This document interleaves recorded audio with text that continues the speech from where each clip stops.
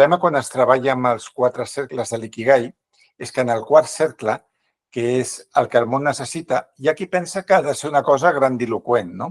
Allò, el que el món necessita és aturar la guerra de Gaza.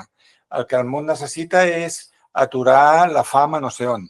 Però, clar, les persones normals i corrents com nosaltres no tenim aquest poder per fer això. Llavors, sembla com que aquest quart cercle no el puguem acomplir. En realitat, el que el món necessita pot ser escoltar una persona que està trista o que està amoïnada i tu li dediques 20 minuts del teu temps i aquesta persona se sent millor.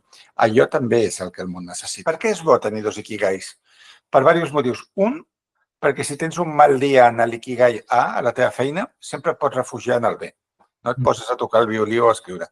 I dos, que el dia que et jubilin, el dia que ja no puguis fer això que ha estat la teva professió, et podràs abocar en l'altre. El propòsit té molt a veure amb el servei als altres. O sigui, quan explorem els ikigais de la gent, rarament és un ikigai egoista que no beneficia ningú més. Sempre és algú que a través del seu talent o del seu do natural vol donar un benefici a la humanitat a través d'un propòsit, d'un sistema, d'una creació, d'alguna cosa que està fent. Wabi Sabi, que es tradueix com la bellesa de la imperfecció, es basa en 3 principis. I és que només el que s'assembla a la natura pot ser bonic.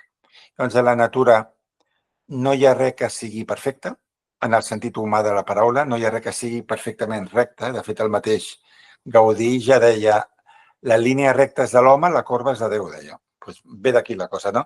Llavors, a la natura res està acabat, tot s'està transformant tot el temps, tot està morint, tot està renaixent, tot està creixent, tot s'està secant i l'ésser humà, fins l'últim dia que estigui en aquest món, estarà en trànsit cap a alguna cosa, estarà millorant, estarà empitjorant, estarà canviant, estarà transformant-se.